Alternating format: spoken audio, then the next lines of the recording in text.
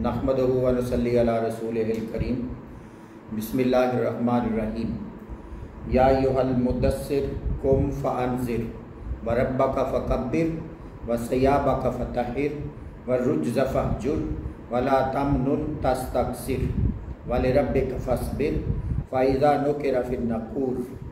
फ़ज़ालिका यौमइज़िन यौमुन Asir अलल काफ़िरीन गैरु यसीर। सदक़ल्लाहुल अज़ीम। दोस्तान मोहतरम, पिछली वीडियो के अंदर हमने कुरान मजीद की सूरह मुदस्सर की पहली 3 आयात पर बात की थी। आज हम उससे आगे जो अगली आयात हैं उन पर थोड़ी गुफ्तगू करेंगे। तो जैसे कि मैंने पहले अर्ज़ किया था कि ये सारा मज़मून जो है ये अल्लाह रब्बुल इज़्ज़त ने हुज़ूर नबी करीम सल्लल्लाहु अलैहि वसल्लम को इरशाद फरमाया, लेकिन हुज़ूर सल्लल्लाहु अलैहि वसल्लम के ज़रिए से पूरी उम्मत मुस्लिमा और पूरी का इंसानियत के लिए भी उसी तरह ये ज़ाब्ता हयात के तौर पे इरशाद फरमाया। तो तीसरी आयत है व रब्बका फ़कब्बिर, और अपने रब के लिए अपने रब की अज़मत बयान करें। यानी जब बंदा मुसलमान हो जाता है, हुजूर को तो ये फरमाया जा रहा है ना कि हर वक्त मेरे हबीब आप अपने रब की अज़मत को, अपने रब की तारीफ़ को, अपने रब की हम्द व सना को बयान करते रहिए। तो आक़ाए कायनात सल्लल्लाहु अलैहि वसल्लम तो हमा वक्त हर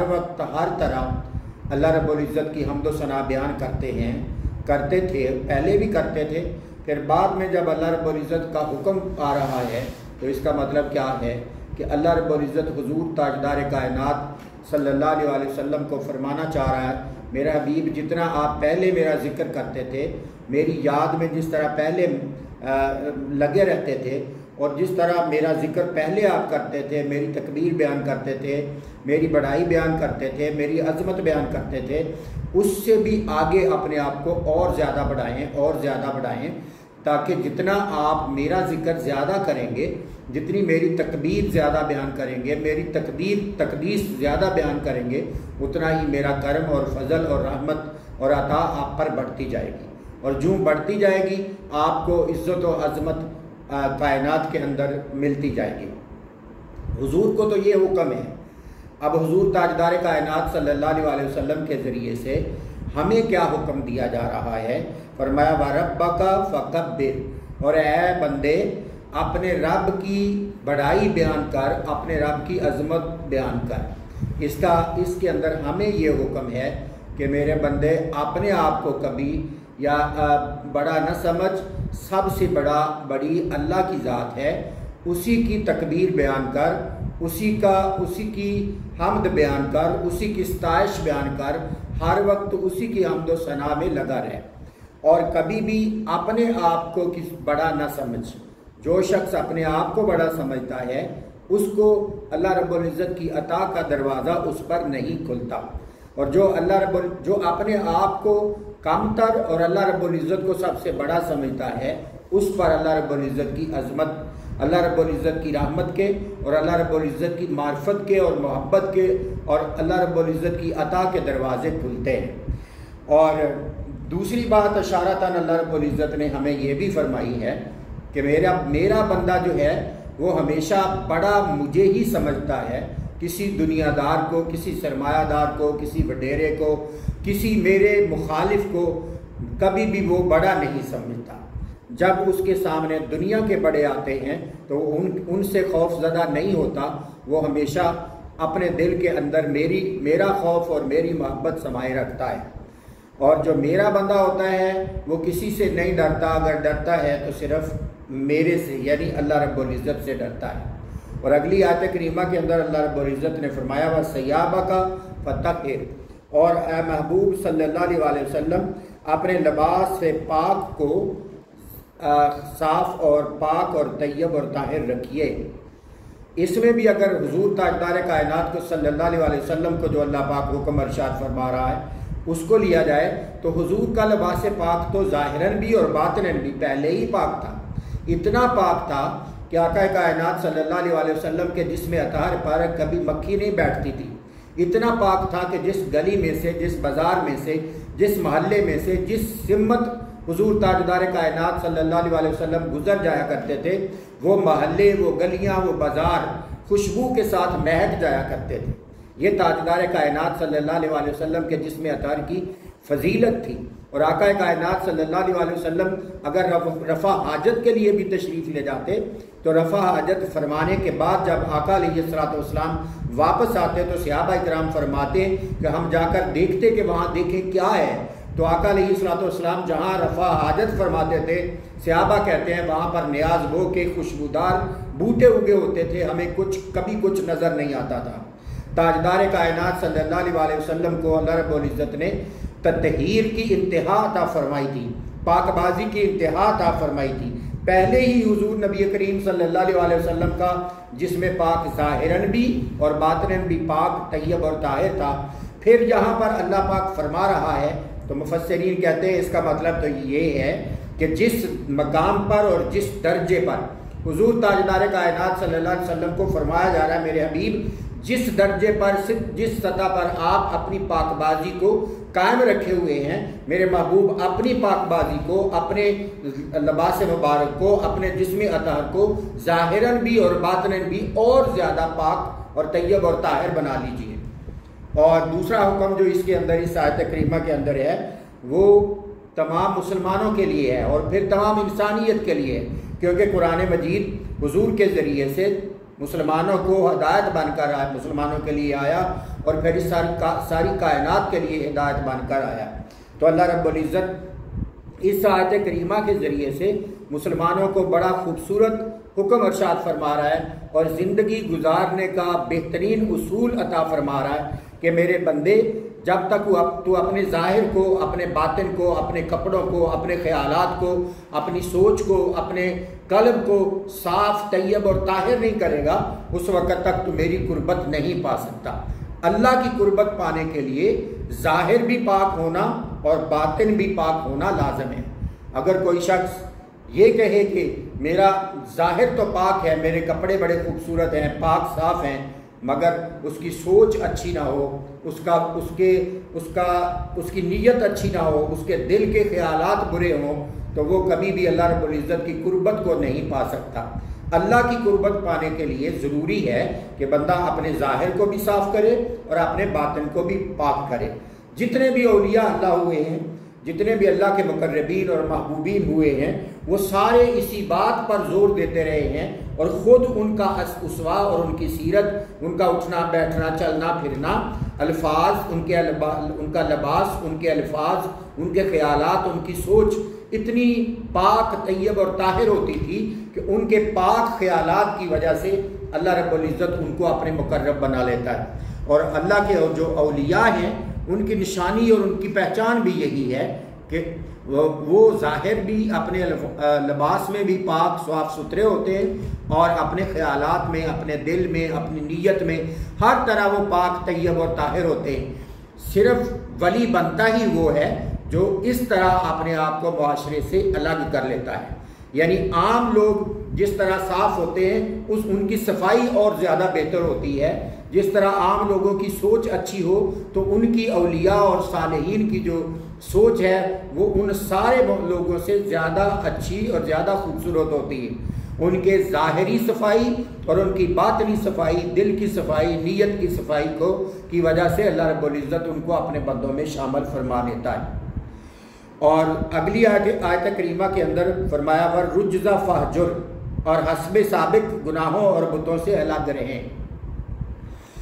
یہ اب حضور نبی کریم صلی اللہ علیہ وسلم کو ڈائریکٹ خطاب تو فرمایا جا رہا ہے، لیکن آقا کائنات صلی اللہ علیہ وسلم تو کبھی کسی بت کے سامنے نہیں جھکے۔ اس پر تو آقا علیہ السلام کی بچپن کی زندگی مبارک سے لے کر آخر تک کبھی بھی ایسا نہیں ہوا کہ حضور تاجدار کائنات صلی اللہ علیہ وسلم نے کبھی کسی بت کو جھک کر سلام کیا ہو یا کسی کے سامنے جھکے ہو۔ تو پھر اللہ رب العزت کیوں فرما رہا ہے کہ میرے حبیب آپ بتوں سے دور رہیے، بتوں سے الگ رہیے؟ اصل میں اس آیت کے اندر ڈائریکٹ اللہ رب العزت ہمیں اور عالم انسانیت کو، پہلے مسلمانوں کو اور پھر پوری انسانیت کو خطاب فرما رہا ہے کہ اگر میرا بننا چاہتے ہو، میری مدد کے خواہاں ہو، میری نصرت کے خواہاں ہو، میری محبت کے خواہاں ہو، چاہتے ہو کہ اللہ رب العزت تمہیں عطا فرمائے، تو پھر شرط یہ ہے کہ میرا جو غیر ہے، جو اللہ کا غیر ہے، اس کی طرف جھکنا، اس کی طرف رجوع کرنا، اس کی طرف دیکھنا، اس سے امیدیں وابستہ کرنا، یہ ساری چیزیں چھوڑ دو۔ ساری امیدیں، سارے تعلقات، سارا ربط، سارا سلسلہ،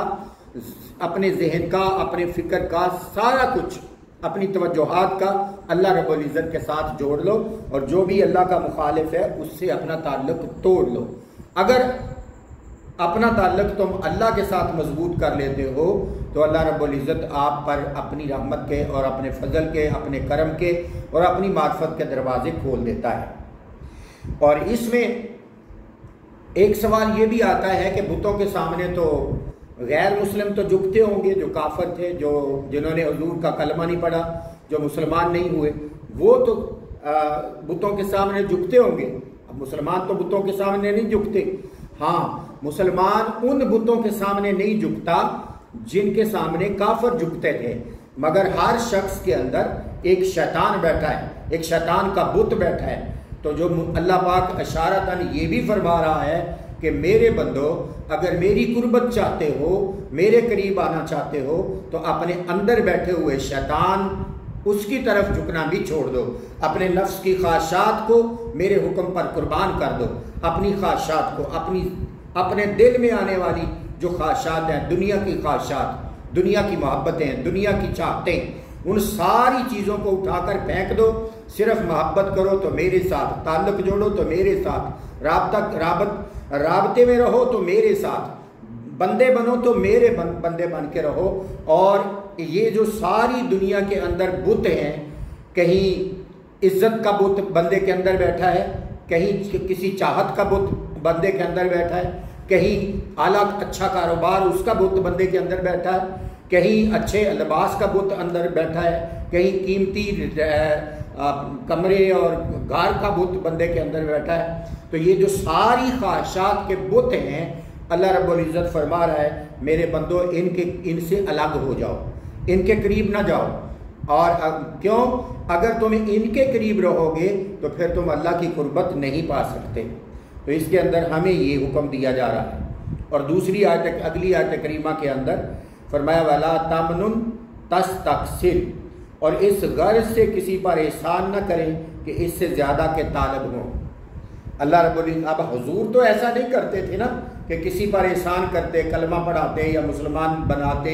دین کی دعوت کا کام کرتے، اور اس کے نتیجے میں لوگ مسلمان ہوتے، اسلام کے اندر آتے۔ تو یہ جو حضور کی محنت تھی، حضور صلی اللہ علیہ وسلم کی ساری محنت کے اندر، ساری تگ و دو کے اندر، سارے باغ دوڑ کے اندر کہیں بھی شائبہ اور شک تک بھی نہیں پایا جا سکتا کہ حضور صلی اللہ علیہ وسلم نے دین کی دعوت کا کام کیا ہو، اور آقا علیہ الصلوۃ والسلام کے اس کے میں مرضی اور خواہش یہ ہو کہ میں ان کو دین پڑھا رہا ہوں اور اللہ کی طرف بلا رہا ہوں، اور اس کے صلے میں، اس کے بدلے میں مجھے یہ کچھ دنیا کا دیں گے۔ دنیا کا تو حضور نہیں چاہتے تھے، تو پھر اللہ رب العزت حضور کو کیوں یہ فرما رہا ہے؟ حضور کو نہیں فرما رہا، حضور کے ذریعے سے اصل میں وہ مسلمانوں کو فرما رہا ہے، ساری انسانیت کو فرما رہا ہے کہ اگر تم کسی کے ساتھ نیکی کرتے ہو، کسی کے ساتھ بلائی کرتے ہو، تو صرف اللہ کی رضا کے لیے کرو۔ کبھی ایسا نہ ہو کہ تم کسی کے ساتھ نیکی کر رہے ہو، کسی کے ساتھ بلائی کر رہے ہو، کسی کے ساتھ اچھائی کر رہے ہو، تو پھر تم اس کے اندر اس سے بدلے کی خواہش رکھو کہ میں اگر کسی کو آج 10 دے رہا ہوں تو کل وہ مجھے 100 اگر مجھے ضرورت پڑی تو دے گا۔ اگر آج میں کسی کے جنازے پہ جا رہا ہوں تو کل وہ میرے جنازے پہ آئے گا، کہ آج میں کسی کی شادی پہ جا رہا ہوں تو وہ کل میری شادی پہ آئے گا۔ یعنی یہ جو خواہش ہے، یہ جو طلب ہے،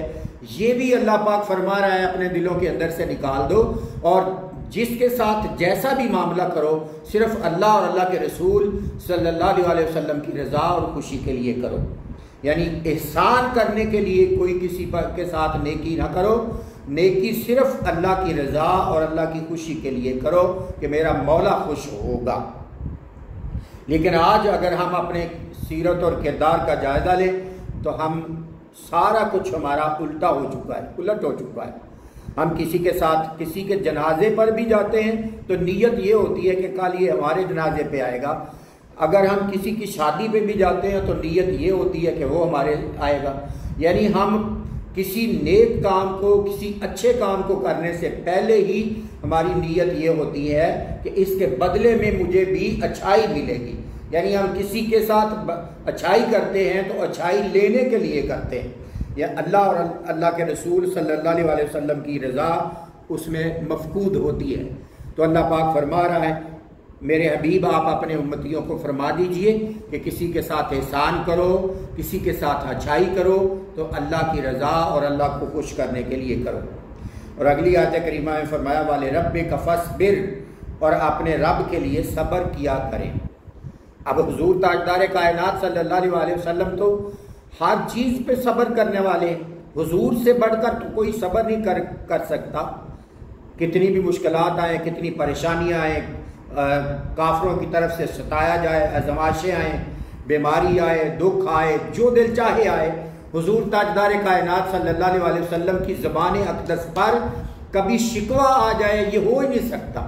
کبھی حضور کی زبان اقدس پر شکوہ نہیں آتا. تو پھر اللہ رب العزت کیوں فرما رہا ہے میرے حبیب آپ صبر کیجئے. ایک حکم تو یہ ہے کہ آپ صبر کے جس درجے پر ہیں میرے حبیب اس سے اپنے آپ کو اس سے بھی بلند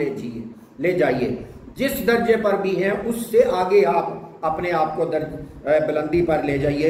صبر کے مقام پر. کیونکہ صبر وہ دولت ہے جس کے متعلق اللہ پاک فرماتا ہے واللہ مع الصابرین، اللہ صبر کرنے والوں کے ساتھ ہے. تو حضور تاجدار کائنات صلی اللہ علیہ وسلم کے ذریعے سے اصل میں ہمیں امت مسلمہ کو حکم دیا جا رہا ہے کہ مصائب آئیں، پریشانیاں آئیں، دکھ آئیں، مصیبتیں آئیں تو اس پر آپ صبر کریں. اور خاص طور پر وہ لوگ جو دین کی دعوت کا کام کرتے ہیں، دین کا پیغام لے کر گھر گھر جاتے ہیں، گلی گلی جاتے ہیں، محلے محلے جاتے ہیں، ان کے لیے اللہ رب العزت فرما رہا ہے کہ تم خاص طور پہ صبر کا دامن کبھی ہاتھ سے نہ چھوڑنا. تمہیں آزمایا جائے گا، لوگ تمہیں برا بھلا کہیں گے، طرح طرح کی باتیں بنائیں گے، لیکن آپ نے لوگوں کی باتوں پر نہیں جانا بلکہ آپ نے اللہ اور اللہ کے رسول صلی اللہ علیہ وسلم کی رضا کو اور اللہ کے حکم کو سامنے رکھتے ہوئے اس کام کو کرتے رہنا ہے اور صبر کے ساتھ آگے بڑھتے رہنا ہے. اور پھر آگے فرمایا فَإِذَا نُقِرَ فِي النَّاقُورِ، پھر جب دوبارہ سور پھونک ماری جائے گی. یہ پہلی جب ایک دفعہ پھونک ماریں گے اسرافیل علیہ السلام جو قیامت کے اللہ رب العزت کے حکم کے منتظر ہیں اور ایک آلہ لے کر کھڑے ہیں، انتظار کر رہے ہیں کہ اللہ پاک کا حکم آئے تو وہ اس میں پھونک ماریں. جب پھونک ماریں گے تو پہلی پھونک کے ساتھ ساری دنیا ختم ہو جائے گی اور دوسری پھونک کے ساتھ ساری دنیا اپنی قبروں سے اٹھ کر میدان معاشر کی طرف جائے گی. تو اللہ رب العزت اس دوسری پھونک کی طرف اشارہ فرما رہے ہیں کہ جب وہ پھونکا جائے گا. اب یہ ساری باتیں کرنے کے بعد ساتھ ہی اللہ رب العزت نے قیامت کا وہ خوفناک منظر بیان کیا اور سور پھونکا جانا اس کا منظر بیان کیا. اس کی کیا وجہ ہے؟ اس کی وجہ، اس کی علامت یہ ہے کہ جو میرا بندہ یہ ساری علامات اپنے ذہن میں، اپنے دل میں، اپنے کردار میں، اپنے سیرت میں، اپنے اٹھنے بیٹھنے میں، اپنے وے آف لیونگ میں لے آئے گا، وہ قیامت کے دن سرخرو ہوگا. اور جو ان سے دور ہوتا جائے گا وہ قیامت کے دن پکڑا جائے گا، قیامت کے دن اللہ کی گرفت میں آ جائے گا. اور پھر فرمایا فَذَلِكَ يَوْمَئِذٍ يَوْمٌ عَسِيرٌ، سو وہ دن یعنی قیامت کا دن بڑا ہی سخت دن ہوگا. یعنی ساری وہ علامات اور بڑا خوبصورت پیچھے مضمون اور سیرت اور کردار بیان کرنے کے بعد اللہ رب العزت ساتھ ہی قیامت کا ذکر بیان فرما رہے ہیں. اور اس کا مطلب صاف واضح ہے کہ جو بندہ اس طرح کا وے آف لیونگ اپنائے گا جو پیچھے بیان ہوا وہ قیامت کے دن سرخرو ہو جائے گا، اور جو اس طرح کا کردار، اس طرح کا رہنا سہنا نہیں اپنائے گا وہ قیامت کے دن پکڑ لیا جائے گا، اللہ کی گرفت میں آ جائے گا. اللہ رب العزت ہمیں ہر قسم کے عذاب سے محفوظ فرمائے. اور فرمایا کہ فَذَلِكَ يَوْمَئِذٍ يَوْمٌ عَسِيرٌ، وہ جو قیامت کا دن ہے وہ بہت سخت دن ہوگا، ہر کسی کے لیے بہت سخت ہوگا، اور جس نے اچھے عمل کیے ہوں گے اس کے لیے اس دن کی سختی کم ہوگی. اور اسی لیے روایات میں آتا ہے کہ حضور نبی کریم صلی اللہ علیہ وسلم نے فرمایا بعضوں کے لیے قیامت کا دن سینکڑوں سالوں پر محیط ہوگا، اور بعضوں کے لیے عصر کی نماز کے پر جتنا وقت لگتا ہے اتنی جلدی کے ساتھ وہ قیامت کا دن ان پر سے گزر جائے گا۔ مطلب اس کا کیا ہے کہ جو اللہ کے بندے ہوں گے جنہوں نے اپنی زندگی خوبصورت انداز میں اللہ کے حکموں کے مطابق گزاری ہوگی، وہ ان پر وہ قیامت کا دن بھاری نہیں ہوگا، مگر جو اس پیچھے جو مضمون اللہ نے بیان فرمایا ہے اس سے ہٹ کر زندگی گزار رہا ہوگا، ان پر قیامت کا دن بڑا بھاری اور سخت ہوگا۔ اس لیے ہمیں سوچنا ہے۔ اور آخر پر فرمایا علی الکافرین غیر یسیر، اور کافروں پر ہرگز آسان نہیں ہوگا۔ پیچھے جو پچھلی آیات ہیں ان کو پیچھے سب کے ساتھ جوڑا، مسلمانوں کے ساتھ بھی جوڑا کہ مسلمانوں پر بھی سختی آئے گی قیامت کے دن۔ اگر اعمال اچھے نہیں کیے ہوں گے تو قیامت کا دن ان پر بھی سخت ہوگا، مگر آخری آیت نمبر 10 کے اندر فرمایا کہ کافروں کے لیے ہرگز آسان نہیں ہوگا۔ جو کافر ہیں، جنہوں نے اللہ کو نہیں مانا، جنہوں نے رسول پاک کو نہیں مانا، جنہوں نے قرآن پاک کو نہیں مانا، جنہوں نے آخرت پر یقین نہیں رکھا، اور جنہوں نے مرنے کے بعد قبر کے اندر اللہ پر یقین نہیں رکھا، جنہوں نے کلمہ پڑھ کر زندگی نہیں گزاری، جنہوں نے اللہ کو اپنا الہ نہیں مانا اور حضور نبی کریم صلی اللہ علیہ وسلم کو اللہ کا محبوب اور نبی نہیں مانا اور نہ مان کر زندگی گزاری، کافر ہو گئے، فرمایا ان کے لیے تو بالکل اس دن کسی قسم کی ریلیکسیشن نہیں ہوگی۔ مسلمانوں کے لیے ریلیکسیشن ہوگی، کسی کے لیے دن چھوٹا ہوگا، کسی کے دن بڑا ہوگا، کسی کے لیے سایہ بھی ہوگا۔ حضور تاجدار کائنات صلی اللہ علیہ وسلم کا جھنڈا ہوگا اور اس کے نیچے لوگ امت مسلمہ اکٹھی ہوگی، اور اللہ کے نیک بندے اور برگزیدہ بندے اس لوائے حمد کے نیچے، حضور کے لوائے حمد کے نیچے ہوں گے، اور ان کو سایہ بھی نصیب ہوگا۔ اور اکثریت کو ایسا نہیں ہوگا، جنہوں نے اپنی زندگی اچھے انداز سے نہیں گزاری ہوگی ان کو یہ ساری قیامت کے دن سارا کچھ نصیب نہیں ہوگا۔ اس لیے ضروری ہے کہ آج زندگی کا کوئی پتہ نہیں ہے کس وقت ختم ہو جانی ہے، اس لیے ہمیں چاہیے کہ ہم اپنی زندگیوں کا انالیسس کریں، اپنی زندگیوں کا تجزیہ کریں، اپنی صبح اور شام کو دیکھیں کہ ہم کس طرح زندگی گزار رہے ہیں، کیا ہماری زندگی اللہ اور اللہ کے رسول صلی اللہ علیہ وسلم کے حکم کے مطابق گزر رہی ہے یا اس سے ہٹ کر گزر رہی ہے۔ اللہ رب العزت ہمیں تو اچھی زندگی گزارنے اور قرآن اللہ اور اللہ کے رسول کے حکموں پر عمل کرتے ہوئے گزارنے کی توفیق عطا فرمائے۔ وما علیہ الا البلاغ المبین۔